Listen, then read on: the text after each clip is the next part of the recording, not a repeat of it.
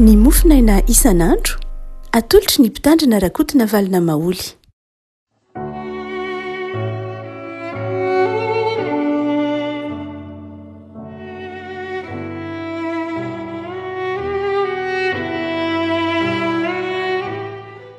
Faramiarabantsika revako malala tratra ity sabotsy faraiky amby roapolo ny volana febroary ity dia manona ny vedanan'ny tompo amintsika riavako ny mofinaina izay voalahatra ho antsika dia ny jaona toko faefatra filazan-tsaramasina araka ny jaona toko faefatra jaona toko faefatra andiny faraika amby telopolo ka hatramin'ny andiny valo amby telopolo fakitsika aminaran'i Jesoa. Raha tsy mbola tonga izy ireny ny mpianany dia nangataka taminy ka nanao hoe hanindra io vo Jesoa taminy izao manakaniko hoanina izay tsy fantatrareo dia niresaka ny mpianatra ka nanao hoe nisy olona nitondra zavatra hoanina va re vo Jesoa taminy ny aniko io dia ny manao ny sitrapony raiko izay naniraka ahy sy mahavita ny asany moa ianareo tsy manao hoe va efa bolana ny sisa teo tonga ny fararano indro lazaiko aminareo atipazo ny masonareo ka jereo eny etsa fa efa masaka sahady hojinjany izy ary izay minjinja dia mandray karama ka mamory vokatra ho amin'ny fiainana mandrakizay mba hiara-mifaly ny mpamafy sy ny mpijinja ary amin'izany dia marina ilay teny hoe ny iray mamafy ary ny iray kosa mijinja izao naniraka anareo hijinja izay nisasaranareo olon-kafa no ny sasatra fa ianareo kosa no niditra teo amin'izay ny sasarany. Ray maso no manao asinana amin'ny fahamarinana ny tenao no fahamarinana. Amen. Ho Jesoa ny aniko dia ny manao ny sitrapony izay maniraka ahy sy ny mahavita ny asany. Ny haniko dia ny manao ny sitrapony izay maniraka ahy sy ny mahavita ny asany. Ny filazan-tsaramasina araka ny jaona moa revako malala no voasoratra indrindra amin'ny filazan-tsara farany izay amin'ny filazan-tsara efatra izay eto ampelantanantsika taoriana lavitra ny filazan-tsara sinoptika satria aty ambadiky ny taona 20 sy 10 aza vao nosoratana ity filazan-tsara ity mazava arak'izany fa efa teo ampelantanan'ny jaona ireo filazan-tsara telo hafa na ny roa hafa farafahakeliny dia efa teo ampelantanan'ny jaona ireo jaona raha teo dia nivavaka ny angona atao amin'ny fiangonana atao Efesosy niaraka tamin'ny Maria renin'ny tompo. Noho izany dia fantatra jaona tsara ireo filazan-tsara izay novakiana tao amin'ny fiangonana voalohany. Araka izany dia ny filazan-tsara jaona izany dia filazan-tsara toy ny nanitsy toy ny nameno ireo filazan-tsara telo voalohany. Ary dia tsy mahagaga araka izany raha ohatra ka be dia be amin'ny fampianarana na ny fotom-pampianarana hita ao amin'ny filazan-tsara araka ny jaona. Misy fahagagana ihany eo ny fantenana manokana ny fahagagana izay nitanysain'ny jaona mba hakana lesona mba hakana fampianarana ao anatin'izany ity jaona toko faefatra ity izay Jesoa niresaka tamin'ilay vehivavy Samaritana nandresy lahatra azy fa izy ilay Mesia izy ilay fiainana izy ilay rano velona ary ny faran'ny tantara moa dia ilay fanekem-pinoana nitononin' ireo Samaritana rehefa nihaona tamin'i Jesoa koa dia ny teny manao hoe ny tenanay no nandre ka fantatra hoe fa Jesoa tokoa no mpamonjy izao tontolo izao. Arak'izany dia ity filazan-tsara ny jaona ity dia tsy mitodika amina olona anankiray fa mitodika amintsika mpino amin'ny vanim-potoana ankehitriny mitodika amin'ny fiangonana. Mitodika amin'ny fiangonana mitodika amin'ny mpino ity filazan-tsara ity na i Jesoa eto na i jaona eto dia mitodika amintsika. Hoy Jesoa manao hoe ny haniko dia ny manao ny sitrapony izay ny haniko dia manao ny sitrapony izay maniraka ahy sy mahavita ny asany. Ny mpianatra raha vao tonga tao amin'ny fanjakany Sikara dia namelan'i Jesoa tao amin'ny fanjakany Sikara izy ireo kosa nandeha nitady hanina tany an-tanàna. Tsy ray tsy roa fa lasa nirohitra nandeha nitady hanina tany an-tanàna. Inona no hohanina, inona no sotroina zany raha zay nazo ilazana azy, inona no menaingana ity nofo efa vizana ity dia nizakazaka nandeha nitady sakafo tany an-tanàna. Ary rehefa miverina izy dia nahitany Jesoa niresaka tamin'ilay vehivavy Samaritana ary dia gaga izy. Voalohany aloha miresaka amin'ny vehivavy Jesoa, faharoa vehivavy Samaritana ary dia gaga izy ireo. fa rehefa toem-pisakafoana de raha prisitrany Jesosy hany raha eo zany hoe masotomany mihinana vizaka ianao reraka ianao lavitra be ny lalana andehanantsika misakafoana de Jesosy to manome lesona zany ny mpianatra idraony eto zany manome lesona ny fiangonana manao hoe tandremo tsara fa tsy ny hanina ihany natao hoe hanina fa ny fanaovana ny asan'Andriamanitra ny fanaovana ny sitrapon'Andriamanitra no hanina mahavoky indrindra ny fiangonana tsy ny materiel zany satria indraindray tamin'ny vanim-potoanan'ny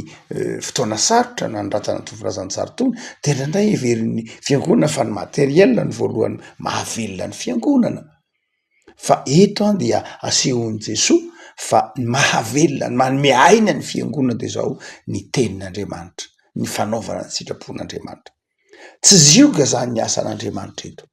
tsy eta mavesatra ny asan'Andriamanitra ny fiangonana fa izao fiainana aina manome aina tahaka ny sakafo ny ao amin'ny bokin'ny Deutéronomie izay naverin'i Jesosy ndray maky eo andiny tsotra masina io rehefa teo ampakana fanahy an' Jesosy ny devoly dia hoy Jesosy manao hoe tsy ny mofo fiainangely iveloman'ny olona fa ny teny rehetra zay miloka ny vavan'Andriamanitra noho zany dia ny tenin'Andriamanitra dia fiainana de sakafo mahavelona zay ny tiany Jesosy tenenina ary mameno izay indrindra ty andininy ity zay manao hoe ny haniko na ny sakafo mahavelona koa de zao ny sitrapon'Andriamanitra sy ny fanaovana ny asan'Andriamanitra mahavelona ny mpino manome aina ny mpino manome aim-panahy manome heritsaina manome fiainana ny fiangonana ny fanaovana ny asan'Andriamanitra am'izao andro nazika zao noho ny fiazagazaky ny vanim-potoana ny fotoana dia indraindray tsy tsapatsika ho ataon'ny olona ho zava-dehibe intsony zany hoe asan'Andriamanitra zany tsy hoe tsy ataony fa tsy ataony zava-dehibe tsy ataony lolarana mifanohitra am'ilay tenin'i Jesosy any Matteo manao hoe katsao aloha ny fanjakan'Andriamanitra tsy hoe sanatria mifanometsiny na am'tsara fa te hamperitreritra ny fiangonana vanim-potoana ankehitriny hoe inona moa no maika amin'ny olona ankehitriny inona ny zava-dehibe sy maika amin'ny fiainan'ny olona ankehitriny de izao no an'ny tenany ny antony dia satria mibahana ao anatin'ny sainy zao ao anatin'ny fiainana zao tontolo zao ankehitriny ny ekônomia ny ny fiarina zany no mibahana ao anatin'ny fiainan'ny olona ka tsy tian'ny olona zany hoe maty antoko zany tsy tian'ny olona zany hoe maty antoko zany fa ny tian'ny olona de zao mahazo tombony mandrakariva zay naletika ao anatin'ny amin'ny toetsaina ny toe-karena moderna teny hoe atao zay azahoana tombony amin'ny fotoana rehetra maty antoko zany de zavatra na amin'ny lafiny rehetra de tsy tsara zany fa izao ny mahazo tombony amin'ny zavatra rehetra zay no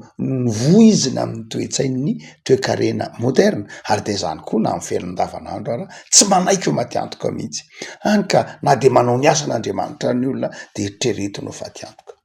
everiny fa manavesatra azy ny asan'Andriamanitra satria toy ny maka ny fotoanany toy ny maka ny volany maka ny fahasalamany maka ny fitiavany mihitsy ary dia eto ahitsiny jaonary izay fieritreretan'ny olona hoe mandreraka azy ny asa fanompona ny fieritreretany hoe io asan'Andriamanitra io de mandreraka mampiteraka faty antoka tsy ry havako ijaonina eto fa ny hanina no Jesosy ny haniko de zao ny manao ny asan'Andriamanitra sy ny sitrapon'Andriamanitra re afako malala tokony miteny an'izany koa ny fiangonana hoe manome aina nay fiangonana ny fanaovana ny asan'Andriamanitra fa tsy hoe fiangonana menomenina amin'ny hoe betsaka ny adidy betsaka ny lany ny fotoana lava ny fotoana fanaovana ny raharaha sy ny sisa rehetra satria nahoana satria ny olona maika aninona moa maika hipetraka ve maika hakaina ve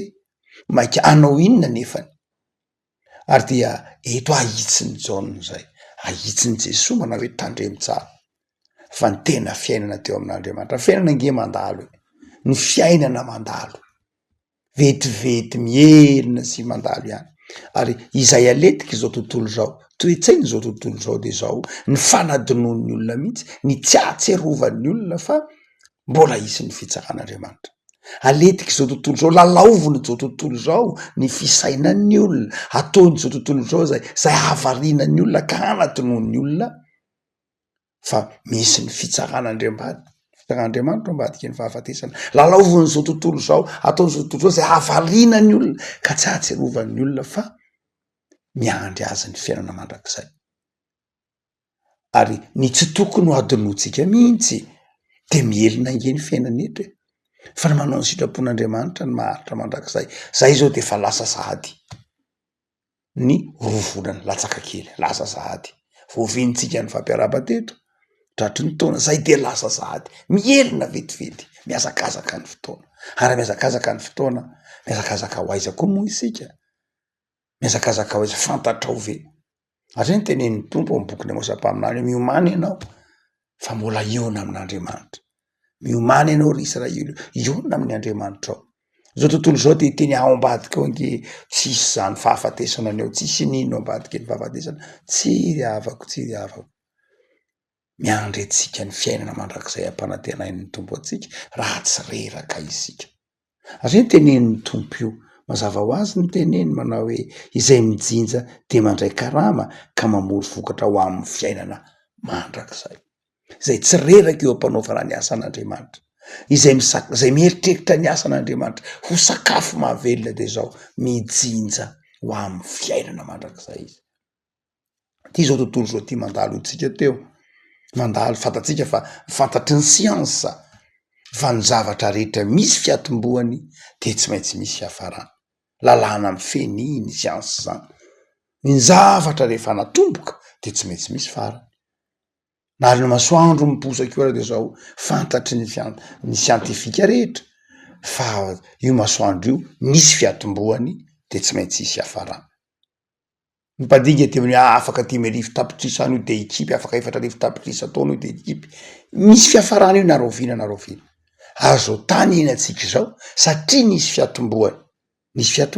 misy mazava de nisy zao rehetra zao de zao tsy maintsy misy ko zany ny hafarany ary fantatry ny mpandinika rehetra fa misy fiafarany zao rehetra zao ary ny fiafarany zao rehetra zao de zao lainahary azy any mandahatra azy zany revako malala tsy tokony ho variana mihitsy ianao am'izany fiainana mandalo zany la ninao tamin'inona ary le fiainana mandalo zao tontolo zao de mandrebireby zao tontolo zao de manakona atsika tsy ahatserovantsika mihitsy hoe mandalo nge le fiainana ka tsy maintsy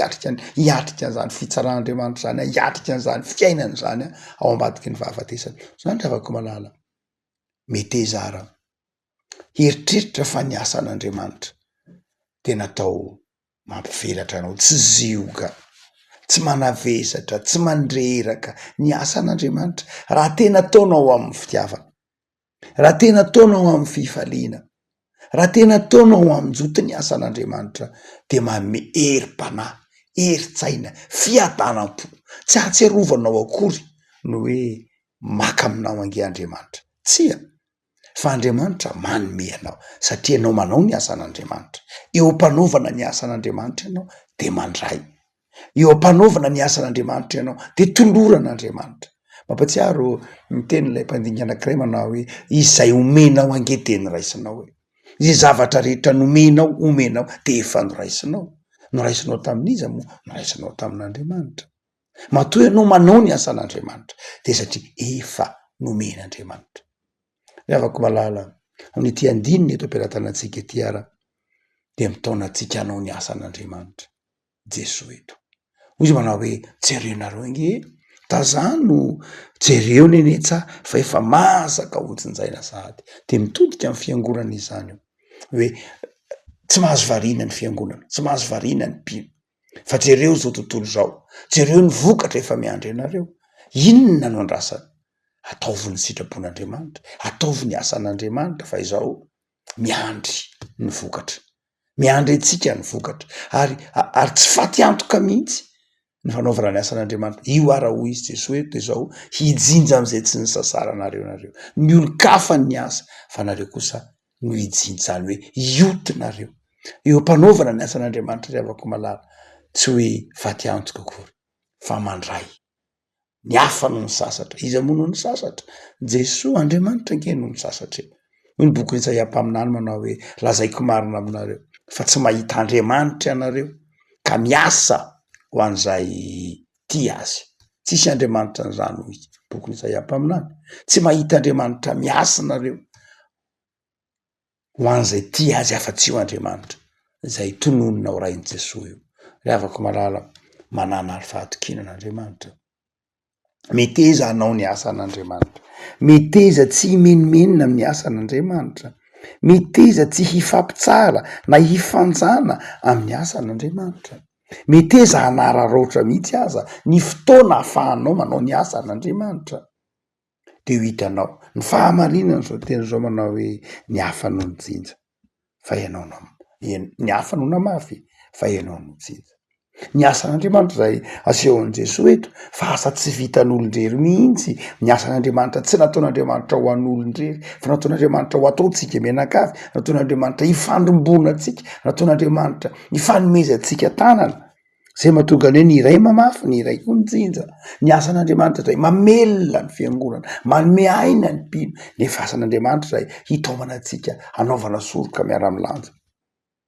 Zao andro itenenantsika zao manentana mafy ny fiangonana mba hifanotrina, hifanampy amin'ny any Tomasina amin'ny sorabatany fahaty amby telopolo. Rava tanteraka ny simba tanteraka ny sekoly FJKM maro.